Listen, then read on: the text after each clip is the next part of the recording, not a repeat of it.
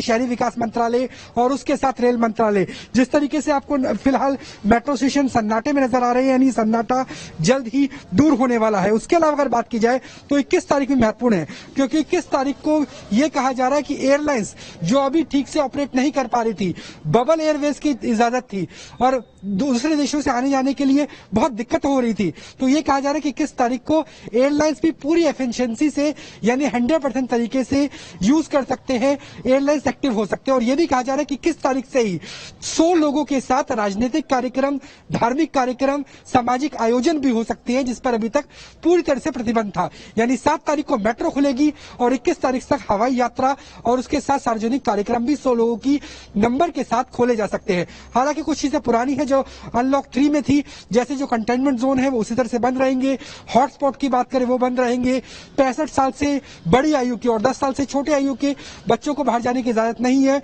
Schools बंद रहेंगे। लेकिन स्कूल्स में भी कहा गया है कि 50% शिक्षकों को बुलाया जा सकता है ऑनलाइन एजुकेशन के लिए, यानी टीचर्स 50% के स्ट्रेंथ पर स्कूल में आ सकते हैं और वहां से ऑनलाइन एजुकेशन, ऑनलाइन क्लासेस चलाई जा सकती है। अगर स्टूडेंट खुद चाहे तो, वॉलंटरी चाहे तो 9 से लेकर 12 तक के स्टूडेंट भी स्कूल में आ सकते हैं टीचर्स से सलाह लेने के लिए।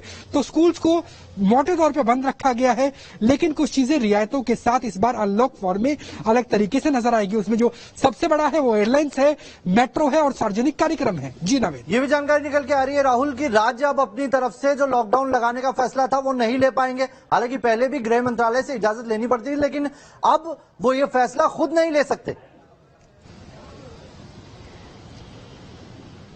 देखिए, लॉकडाउन को लेकर फैसला नहीं ले सकते, कंटेनमेंट जोन को लेकर ले सकते हैं, क्योंकि दोनों ही चीजें काफी हद तक क्लियर की गई है अनलॉक 4 को लेकर। इसमें कहा गया कंटेनमेंट जोन की बात करें, हॉटस्पॉट की बात करें, उसका दायरा कितना होगा, कितने दिनों तक रहेगा, इसका फैसला राज्य सरकारों के पास है, या फिर यूं भी कहे कि जो निकाय हैं, बड़े नगर निगम की बात करें तो उनके पास भी कुछ हद तक ताकत रहेगी, बीएमसी की, एमसीडी की बात करें।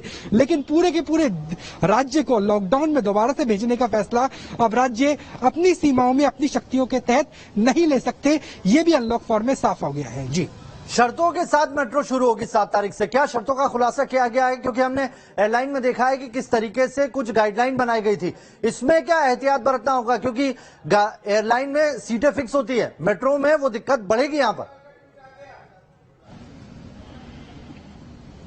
देखिए, जो शर्तों की बात करें उसकी एसओपी आएगी। जो सरकारी डॉक्यूमेंट है, गृह मंत्रालय का अनलॉक 4 का डॉक्यूमेंट है, उसमें इसका ऐलान नहीं किया गया है। शहरी विकास मंत्रालय एसओपी जारी करेगा, उसके लिए रेल मंत्रालय से भी सलाह ली जा सकती है। लेकिन जो चीजें निकल के सामने आ रही है, सूत्रों के हवाले से सामने आ रही है, वो ये है कि ट्रायल बेसिस पे होगा। इसमें चाहे डीएमआरसी की बात करें, लखनऊ मेट्रो की बात करें, बेंगलुरु मुंबई की मेट्रो की बात करें, वो ट्रायल बेसिस पर कुछ कुछ चीजें अलाउ करती जाएंगी। यानी शुरू में ये हो सकता है कि जो लोग हेल्थ वर्कर है, कोविड फाइटर है, कोरोना वॉरियर है, उन्हें और सरकारी कर्मचारियों को जाने की इजाजत दी जाए और धीरे धीरे लोगों को अंदर जाने की इजाजत दी जाए। यानी पहले चरण में कुछ लोगों को, दूसरे चरण में कुछ लोगों को। यह भी कहा जा रहा है कि सोशल डिस्टेंसिंग का ख्याल रखना होगा। अगर दिल्ली की बात करें तो कई स्टेशनों पर मेट्रो 15 से 20 सेकंड ही रुकती थी, लेकिन अब 30 सेकंड तक रुका करेगी। ये हमें डीएमआरसी के सूत्र बता रहे हैं।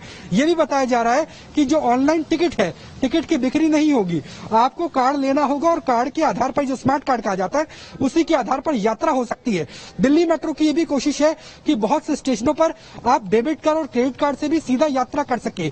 यानी टचलेस सिस्टम कैसे हो सकता है, सोशल डिस्टेंसिंग कैसे हो सकती है, और भीड़ को रोकने के लिए चरणबद्ध तरीके से किन किन लोगों को मेट्रो के अंदर जाने की इजाजत दी जाएगी, उन एसओपीज का इंतजार अभी हमें है और उम्मीद है कि 1-2 दिन के अंदर वो भी एसओपीज क्लियर हो जाएगी। जी, एक और बहुत महत्वपूर्ण बात की आपने राहुल की, अब स्कूल कॉलेज में 50% तक जो टीचर है वो जा पाएंगे वहां से ऑनलाइन क्लासेस लेने के लिए, लेकिन अगर स्टूडेंट भी आना चाहे तो 9वीं से 12वीं तक के स्टूडेंट के लिए स्कूल खुल सकते हैं। देखिए, वॉलंटरी कहा गया है, इसमें एकेडमिक सेशन शुरू नहीं होगा, क्लासेस शुरू नहीं होगी। वॉलंटरी का मतलब यह है कि अगर किसी स्टूडेंट के अंदर कोई डाउट है, जो ऑनलाइन क्लासेस से दूर नहीं हो पा रहा है, तो वो 9वीं और 12वीं के बीच का छात्र अगर चाहे तो अकेला जाकर टीचर से मिल सकता है, अपने डाउट्स क्लियर कर सकता है। लेकिन इसका अर्थ यह नहीं है कि 9वीं और 12वीं के बीच की क्लासेस शुरू हो जाएगी, इसका कतई अर्थ यह नहीं है। लेकिन यह कि अगर डाउट्स क्लियर करना चाहे तो टीचर से मुलाकात करने की इजाजत स्वैच्छिक तौर पर अब छात्रों छात्राओं को मिल गई है। जी, राहुल, मैं आता हूं आपके पास। आपने 21 तारीख का भी जिक्र किया था और उसमें बसों को लेकर एक नई गाइडलाइन जो आई है उसका जिक्र किया था। मैं चाहूंगा एक बार फिर से दर्शकों को बताएं, लेकिन उससे पहले दर्शकों को बता दें कि इस खबर के बाद जैसे अनलॉक 4 की गाइडलाइन आई है, इस पर दिल्ली के मुख्यमंत्री अरविंद केजरीवाल का बयान सामने आया। अरविंद केजरीवाल ने इस पर खुशी जाहिर की है। मेट्रो खुलने से अरविंद केजरीवाल ने खुशी जाहिर की है, ट्वीट किया उन्होंने और इस पर खुशी जताई। उनका मानना है कि इससे अब जो इकोनॉमी में एक थोड़ी सी रफ्तार धीमी हो गई थी, उसे फिर से पटरी पर लाने में सहायता मिलेगी। राहुल डबास, 21 तारीख का आप जिक्र कर रहे थे, वो बहुत महत्वपूर्ण है, इस गाइडलाइन में उसका जिक्र है। देखिए 21 तारीख पर दो चीजें साफ साफ निकल के आई है। पहला तो ये कि जो सार्वजनिक कार्यक्रम है, चाहे वो धार्मिक हो, चाहे राजनीतिक हो, चाहे सामाजिक हो, उनकी इजाजत दी जाएगी बशर्ते उसमें भाग लेने वाले लोगों की संख्या 100 से कम रहे।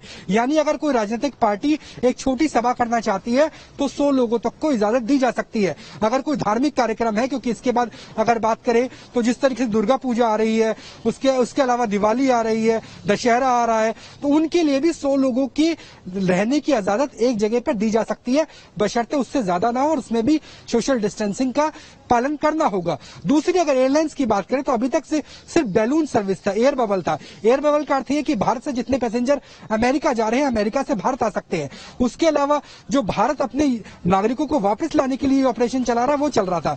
लेकिन अब यह कहा जा रहा है कि 21 तारीख के बाद एयरलाइंस को रेगुलर ऑपरेशन करने की इजाजत दी जा सकती है। हालांकि उसके लिए भी थोड़ा इंतजार करना होगा, सिविल एविएशन मिनिस्ट्री की तरफ से उसकी भी एसओपी आ जाएगी। लेकिन यह संभव है कि अभी तक जो हवाई यातायात के ऊपर काफी तरह की रोक थी, अब हवाई यातायात लगभग पटरी पर उतरता हुआ नजर आएगा 21 तारीख के बाद। जी बहुत बहुत शुक्रिया राहुल आपका तमाम जानकारी के लिए। तो 7 तारीख वो है, 7 सितंबर, जब से मेट्रो पूरे देश में शुरू हो जाएगी। कुछ शर्तों के साथ मेट्रो में यात्रा करने की इजाजत मिल पाएगी अब लोगों को। एक छोटा सा ब्रेक ले रहे हैं, तुरंत हाजिर होंगे, बने रहिए न्यूज नेशन के साथ।